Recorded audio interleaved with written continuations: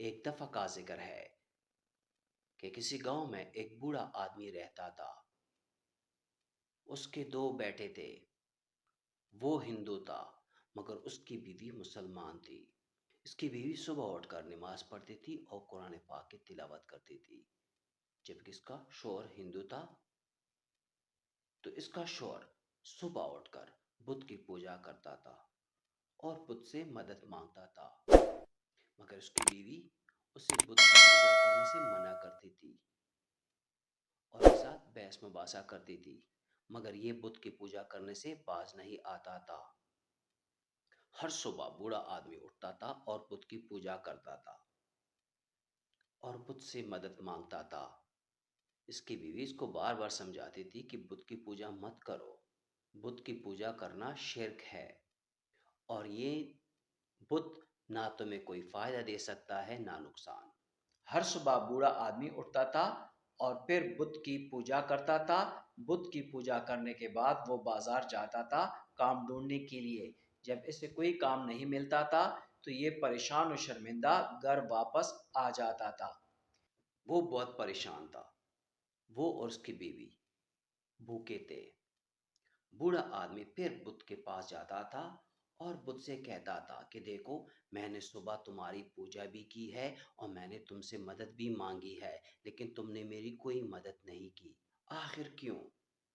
چونکہ بت تو بے جان ہے اور اس کو خود کسی نے بنایا ہے، نہ یہ تو بول سکتا ہے نہ ہاتھ پیر ہلا سکتا ہے، تو یہ کیسے کسی کی مدد کر سکتا ہے؟ یہ خود اپنے آپ کو صاف ہی نہیں کر سکتا تو دوسرے کی مدد کیسے کرے گا؟ دوسرے دن بوڑھا آدمی پھر صبح کے وقت اٹھا اور بت کی پوجا کی اور پھر کام ڈھونڈنے کے لیے بازار چلا گیا۔ پھر اس کو کوئی کام نہ ملا اور گھر خالی ہاتھ واپس آیا۔ اس کی بیوی نے اس سے پوچھا کہ کیا تم بچوں کے لیے کوئی چیز لائے ہو؟ یہ بولا نہیں، کام نہیں ملا۔ پھر اس کی بیوی نے اسے مشورہ دیا کہ جا بت سے پوچھو کہ تمہیں کام کیوں نہیں ملا۔ اس نے کہا کہ بت بول نہیں سکتا۔ اس کی بیوی نے کہا کیا بت سن سکتا ہے؟ یہ بولا کہ بت سن بھی نہیں سکتا۔ پھر اس کی بیوی نے اسے کہا کہ جب بت نہ سن سکتا ہے اور نہ بات کر سکتا ہے تو تم پھر کیوں اس کی پوجا کرتے ہو اور کیوں پھر تم اس سے مدد مانگتے ہو؟ پھر اس کی بیوی نے اسے مشورہ دیا جا دیوار سے مدد مانگو۔ یہ بولا کہ دیوار بے جان ہے، دیوار میری مدد نہیں کر سکتا۔ پھر اس کی بیوی نے اسے مشورہ دیا کہ جا کرسی سے مدد مانگو۔ یہ کہتا ہے کرسی بھی بے جان ہے۔ اس کی بیوی نے کہا جا کرسی کی پوجا کرو۔ یہ کہتا ہے کرسی بے جان ہے۔ پھر اس کی بیوی نے اسے کہا کہ جس طرح کرسی دیوار بے جان ہے اسی طرح بت بھی بے جان ہے، نہ کرسی نہ دیوار نہ بت کسی کی مدد کر سکتا ہے۔ بوڑھا آدمی اپنی بیوی سے کہنے لگا مجھے کچھ سوچنے کا وقت دو۔ بیوی کہتی ہے ٹھیک ہے۔ ایک دن بت پر ایک مکھی بیٹھی ہوئی تھی۔ بوڑھا آدمی اسے دیکھ کر بہت حیران ہوا کہ یہ بت جس کو ہم اپنا بھگوان مانتے ہیں، یہ اپنے آپ سے ایک مکھی بھی ہٹا نہیں سکتا تو پھر ہماری مدد کیسے کرے گا؟ یہ آدمی مسلمان ہونا چاہتا تھا مگر یہ ڈرتا تھا کہ اس نے جو شرک کی ہے کیا اللہ تعالیٰ اسے معاف کرے گا یا نہیں۔ اس نے اپنی بیوی سے پوچھا کہ اگر میں سچے دل سے توبہ کروں اور پھر زندگی بھر شرک اور گناہ نہ کروں کیا اللہ پاک مجھے معاف کرے گا؟ اس کی بیوی نے اسے بتایا کہ اللہ پاک اگر چاہے تو سارے گناہ معاف کر سکتا ہے سوائے شرک، اور شرک کے لیے توبہ کرنا ضروری ہے۔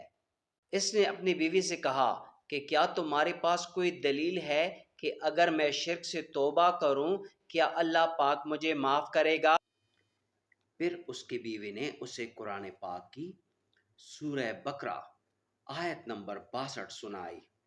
ان الذين آمنوا والذين هادوا والنصارى والصابئين من آمن بالله واليوم الآخر وعمل صالحا فلهم أجرهم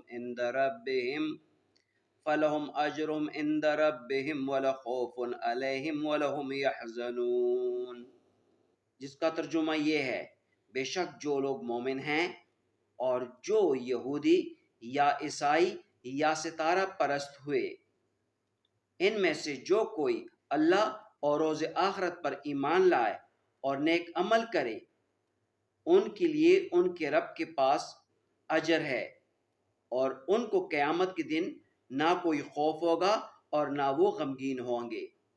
اور یہ بولا، یہ تو سب سے بڑی خوشخبری ہے، میں ابھی توبہ کرتا ہوں۔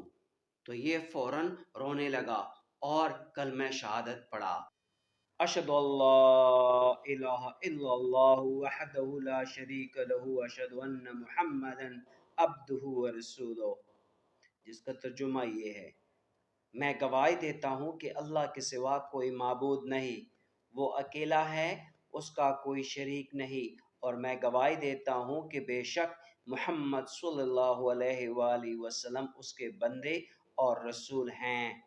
پھر اس کے بعد اس نے بت کو گھر سے باہر پھینک دیا، اور اس کے بعد جب بھی بوڑھا آدمی صبح اٹھتا تھا تو وہ اپنی نماز پڑھتا تھا اور قرآن پاک کی تلاوت کرتا تھا اور اللہ سے مدد مانگتا تھا، اور پھر کام ڈھونڈنے کے لیے نکلتا تھا، اور اس کو کام بھی ملتا تھا اور اس کی رزق میں برکت بھی ہوتی تھی، اور بوڑھا آدمی اور اس کے بچے اور بیوی خوشی سے زندگی گزارنے لگے۔